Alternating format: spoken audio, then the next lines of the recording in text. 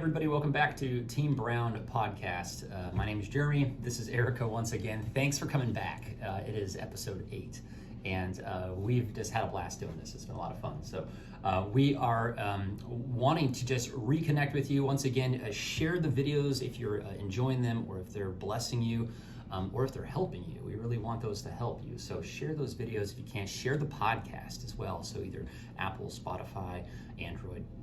And so we just really want a chance to engage with whoever is watching this and with whoever is listening to it. We just really want a chance for there to be a lot of feedback so that we know if this is right down your alley, or hey, you know what, I really want to hear about this other thing. And so help us out there, and we just want to make sure that as we pray over it and God blesses it, that it's multiplied and actually goes further than that. So so that's kind of the launching point as well. We started the podcast once again, as you might have heard, we started it because we had years ago gone through a divorce and we got remarried. And in the last 10 years, we've learned a lot of lessons that help us, and we wish we would have known, and we wish we kind of would have lived out a long time ago.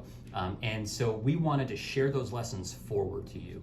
And that's the reason for the podcast. We wanted to make sure that as we were parenting and as we became new parents, and that as we were really focused on what was priorities in our marriage, that we wanted to share how that maybe looked different than how we started, right? And how we got broken.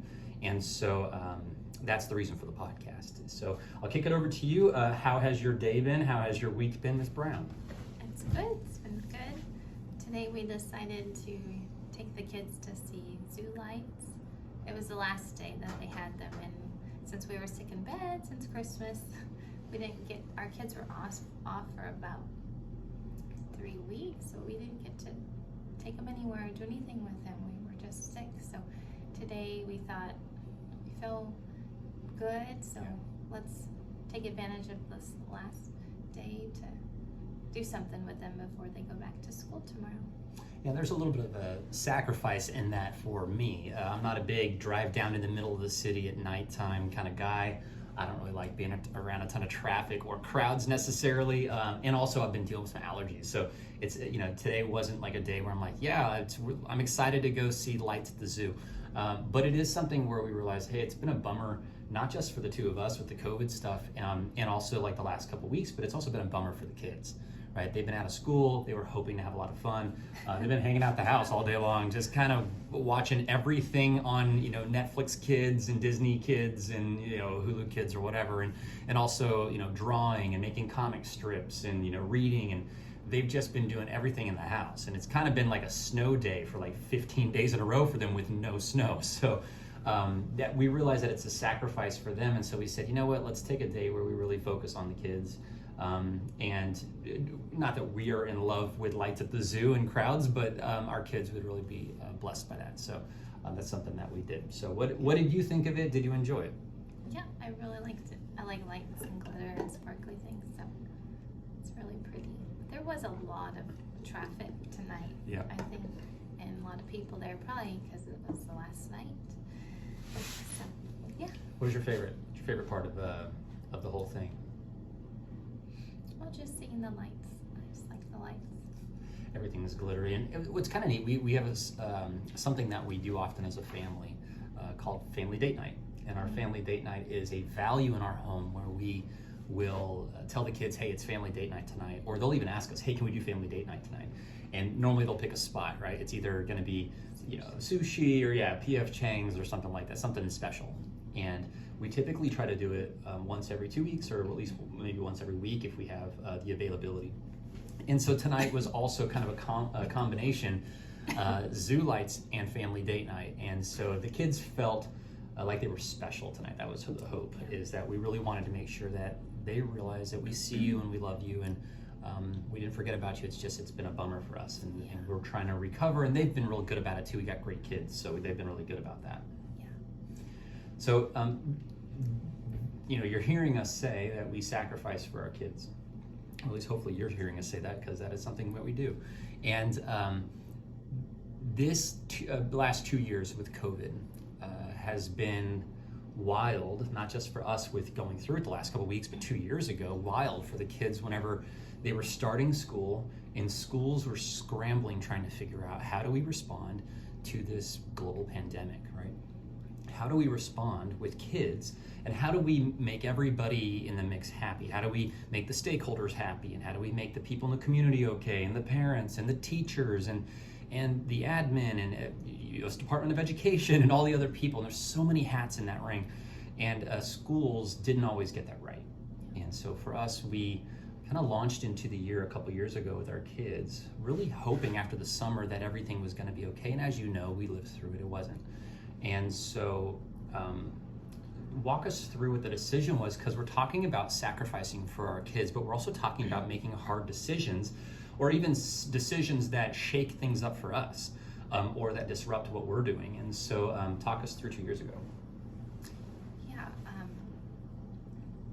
It was unexpected and for everyone. Thankfully, Jeremy and I had a background in homeschooling. I had a background in homeschooling, and that's kind of where everything went when school shut down in March of 2020. Everything went online and virtual, and kids were at home, and so we just picked up kind of with what we did in the past. We traveled a lot. Jeremy traveled a lot for his work, and the only way the kids could see Dad was if we picked up and went with him. So we chose as a family, when we lived in NorCal, to homeschool our kids so that we just traveled with Jeremy, and we would go wherever he went, and it was awesome. We got to see a lot of different places and be on the road a lot and visit different cities in California, and just amazing.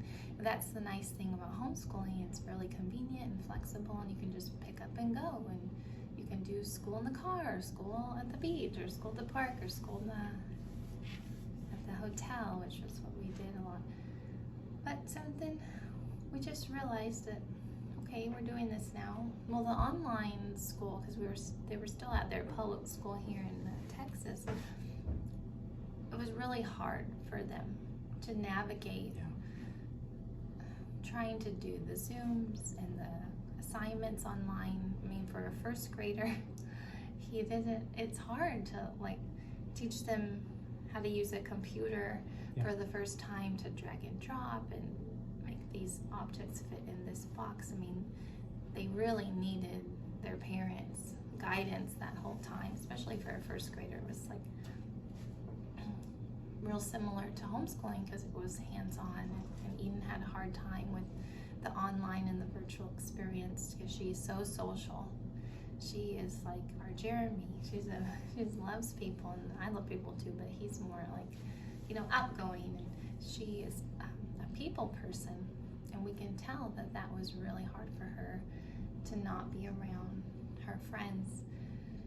So we tried in August of 2020 when the schools went back in session. We tried to do that option, and it was hard for our kids, wearing the mask and social distancing at that time.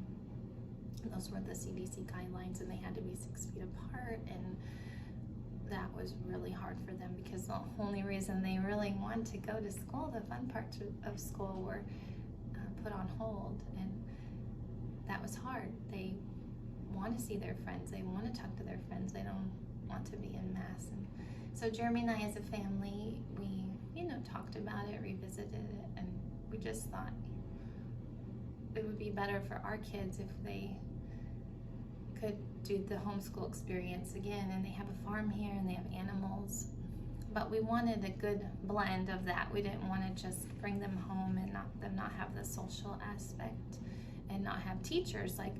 I've been their teacher before, and sometimes they just need me to be a mom. So we started praying about it and literally Googled all of our options, classical schools, faith-based schools, Christian curriculum, online platform schools, hybrids, co-ops. I just tried going down the list and looking at how much things would cost and what made sense for our family. And I ended up finding a school that I called, and the director was just so amazing, and she talked to me. So Miss Park, if you're watching this, thank you, because she actually took the time to answer my questions, and I can tell she really cares about students. So we found a homeschool blend program where they do go to school, and they do have classes 2 days a week, Mondays and Tuesdays, and they take about 4 classes each, and they absolutely love it. And small class sizes, faith-based curriculum does have a tuition, but it's worth it. It's not crazy expensive. And they love it. They love their teachers. They love being able to pray in class. They're not wearing masks because they are only like 12 kids in the class. And they're just so happy. And then Wednesday, Thursday, Friday, I teach them here at the house. I'm more of a resource though. They get their lessons and their teachers are at school. And then I'm here and I kind of get to help supplement and be a resource if they get stuck and guide them and lead them instead of just being like mom and teacher and disciplinarian. Like, it provides a really good balance in the home, and that's what we chose to do. So yeah, and so you can hear that this didn't come without its pain points, right? It came with sacrifice.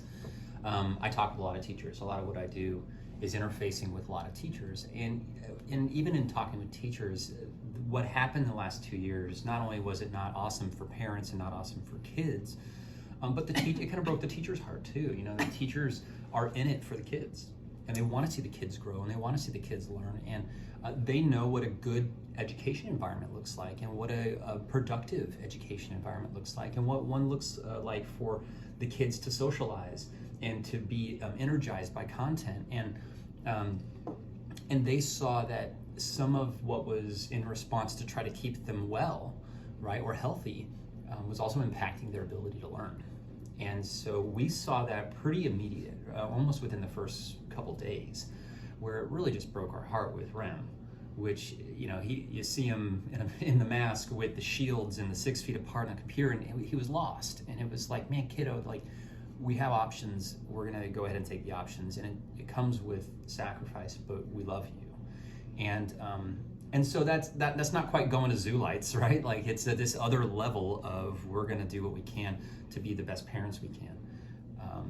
And it's not to throw shade on anybody who didn't make that decision. It's just to say, for our kids particularly, there's this, we saw that we could intervene, right? And we could be a help to our kid. And we know that there's lots of different options out there for our kids, and we want to make sure that they have the best opportunity possible as well. And so you probably do that as a parent too, right, in your way. But we want to encourage you to look for opportunities where you say, you know what, I can step in here. Yeah, it's going to be, I'm going to have to change my work schedule. Yeah, I'm going to have to maybe afford it to cost us an extra couple $1,000s a year, you know. And it's like, yeah, it's going to be an extra couple shifts, you know, but my kid's worth it. And I love my kids.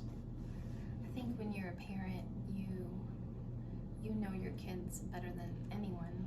You know their weaknesses, you know their strengths, you know their hearts. And if you know our kids, if you're watching, you know our kids. Eden has such a soft heart and a gentle heart and a gentle spirit. And it's our job as parents to protect that. That's our job. I mean, she's with us maybe 18 years before she goes out to college, and it's our job to make sure that she is in an environment that she enjoys, that she loves, where she feels safe and she can grow, and it's kind. So Eden is very kind, and she's all about doing the right thing. And, you know, at times in the public school setting, it just would break her heart, the things that she would hear and see and was exposed to. And we know that's a part of life. We know that we cannot shelter our kids from everything. We know that that we can only control what goes on in our home. But still, like Jeremy said, we had options. So we decided to visit those options and find a good solution for her. And even Remy, he is all about justice and fairness and freedom, and he's like our little politician, right? Uh-huh. He is all about, it's black or white, you know. He's not really in the gray area child. It bothers his heart, it hurts his heart if he sees kids misbehaving in class or acting out or yelling or throwing a fit or saying mean things about others, or the teacher hurting his friend. He just really cares about things being right. Yeah. And that's a hard one too, because as a parent, he gets it from me. Really, he gets that kind of, I want it to be fair from me, and that's a hard one because you teach a student or you teach a kid. With us, we teach them to do the right thing regardless of what other people do, right? And I think we all teach our kids that, but we teach them that overlaid on top of this other thing about faith, which is you should do the right thing because God wants you to do the right thing, not just because your parents want you to. And that he works within, but then he sees it break down with other folks where they're not being fair, right? And so he's like, but it should be this way, or it looks this way. And it's hard because if you don't stop that, if you don't isolate the behavior saying like, hey, this is actually a behavior that we're teaching you to do the right thing regardless of others, right? That it can become something that's very judgy, right? Something that's super judgmental, where you're saying, I'm doing the right thing, but they're not doing the right thing.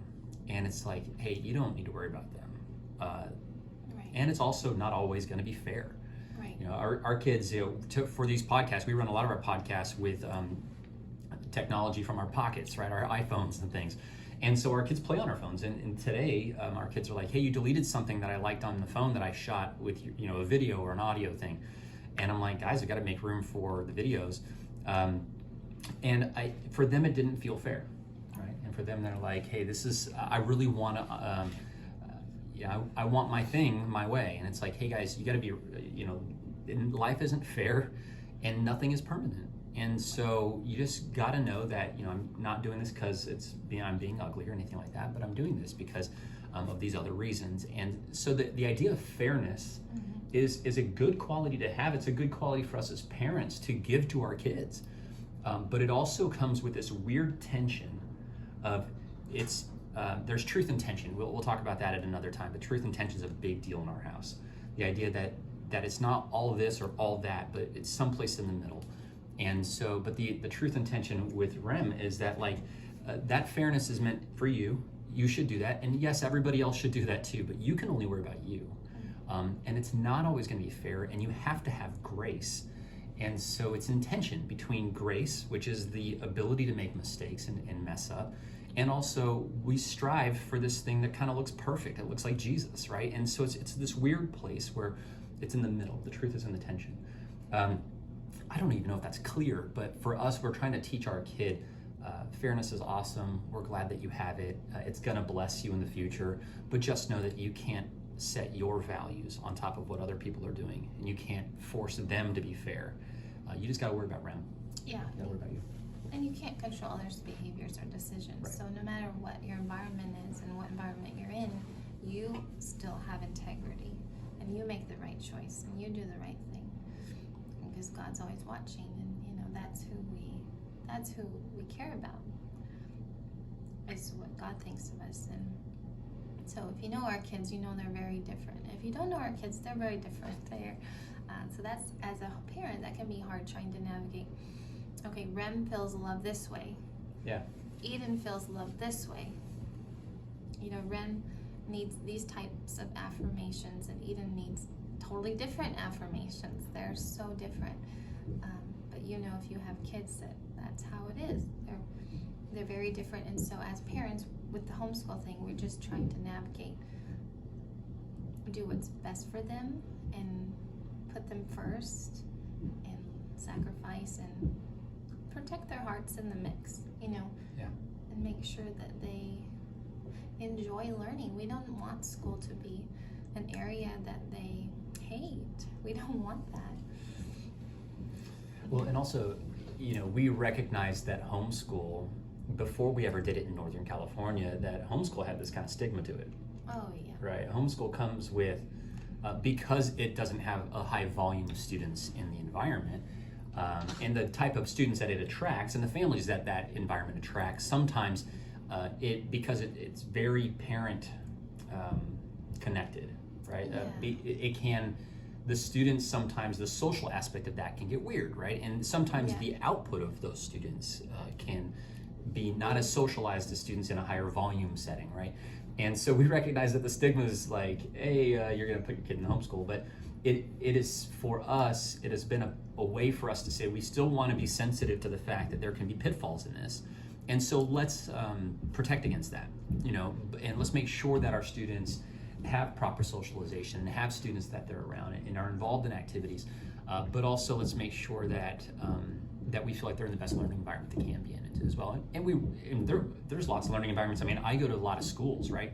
I know that there's some really high quality learning environments.